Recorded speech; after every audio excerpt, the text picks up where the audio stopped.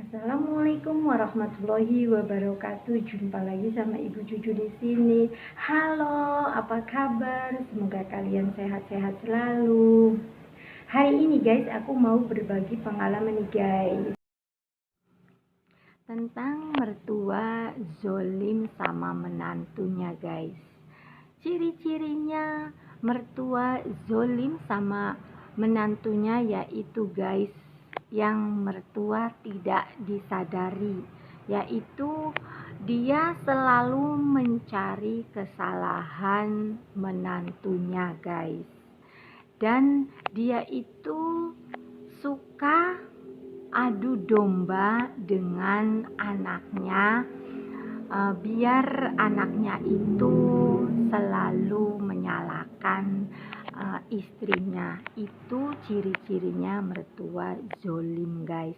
Terus guys, tidak disadari kalau keluarga selalu ikut campur dalam rumah tangga anaknya, itu termasuk zolim juga guys. Mertua itu tidak boleh selalu ikut campur dalam rumah tangga anaknya, nanti akibatnya bisa berantakan.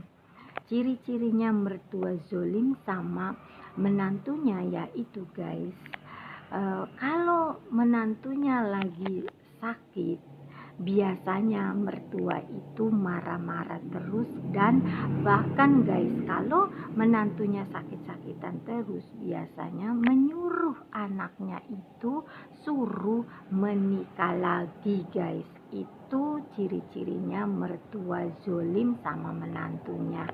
Dan kadang-kadang juga guys, kalau anaknya itu tidak punya keturunan, maksudnya menantunya tidak mendapat keturunan, yaitu biasanya anaknya suruh menikah lagi juga guys. Itu tandanya mertua zolim juga sama menantunya. Kadang-kadang itu mertua tidak menyadari, di pikirannya dia itu mau menguasai sifat anaknya, biar anaknya itu nurut terus sama ibunya. Jadi dia itu sering adu domba sama anaknya tentang menantunya. Itu sifat zolim juga guys. Saya juga heran, kadang aneh, kenapa ada mertua yang kayak gitu guys. Karena di dunia ini guys, ada juga yang kayak gitu. Karena temen aku juga ada yang mengeluh tentang mertua kayak gitu. Ternyata bener guys, di dunia ini ada. Jangan sampai ya guys, kita punya pikiran sifat yang jelek kayak gitu. Biasanya guys, kalau punya mertua kayak gitu, dia itu punya dendam pribadi sendiri, karena dia dulunya tidak disayang sama mertuanya. Jadi dia dendam sama menantunya. Jangan sampai ya guys, kalau kita dulunya tidak disayang sama mertua, kita lebih baik rangkul menantu kita dan sayangilah menantu kita, biar jangan sampai kayak kita tidak disayang mertua. Bener gak guys? Kita itu tidak boleh egois, jangan dendam sama yang lain. Jadi ciri-cirinya mertua yang zolim sama menantunya itu guys, dia selalu ikut campur dalam rumah tangga anaknya. Dia itu selalu mengawasi gerak-gerik anak dan menantunya. Itu ciri-cirinya mertua yang zolim sama menantunya. Kadang-kadang dia tidak menyadari juga guys, dia itu saking cintanya sama anaknya, kadang-kadang cintanya itu buta. dia ingin menguasai anaknya walaupun anaknya sudah menikah.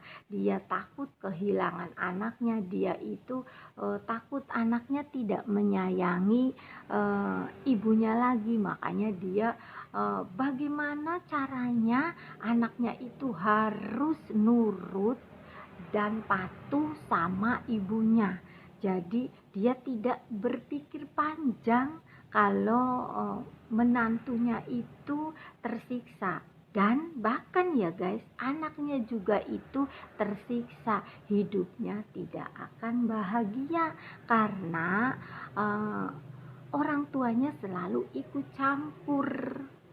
Yang tidak disadari mertua itu guys, kalau menyakiti menantunya itu sama aja menyakiti anaknya, karena anaknya itu hidupnya tidak akan bahagia kalau istrinya tidak bahagia. Bener nggak guys? Jadi para ibu-ibu, yuk kita rangkul menantu kita, sayangi menantu kita itu seperti anak kita sendiri. Jangan dianggap musuh kalau lihat menantu. Jadi gitu guys, ciri-cirinya mertua yang zolim sama menantunya yaitu sering menyakiti menantunya, sering mengomel-ngomel menantunya, sering marah-marah sama menantunya, yaitu mertua zolim. Walaupun mantunya tidak salah, walaupun menantunya itu sayang sama mertuanya, namun tetap aja mertuanya itu tidak sayang sama menantunya. Dia selalu membenci menantunya, yaitu dia punya sifat yang zolim sama menantunya. Jangan sampai ya guys kita punya pikiran kayak gitu, karena kebahagiaan anak itu segalanya guys. Jadi kita jadi orang tua itu tidak boleh egois. Kalau anak kita sudah menikah, kita itu harus rela, kita itu harus punya pikiran yang tidak punya pikiran yang macem-macem. Kita harus fokus sama masa depan anak kita.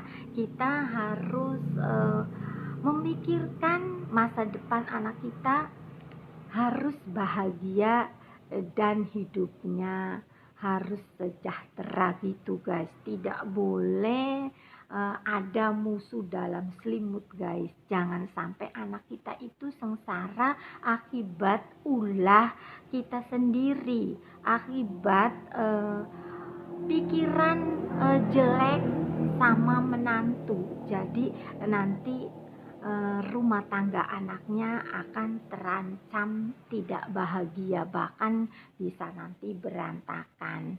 Jadi para ibu-ibu yang baru punya menantu, yuk mulai sekarang kita itu sayangi menantu kita sendiri seperti anak kita sendiri. Jangan zolim sama menantu, karena zolim itu tidak bagus. Kita itu nanti akan mendapatkan dosa. Kita tidak menyadari dosa yang kita setiap hari banyak dosa karena selalu menyia-nyiakan menantu kita dan selalu memarahi menantu kita. Itu tidak menyadari bahwa kita itu sudah berdosa.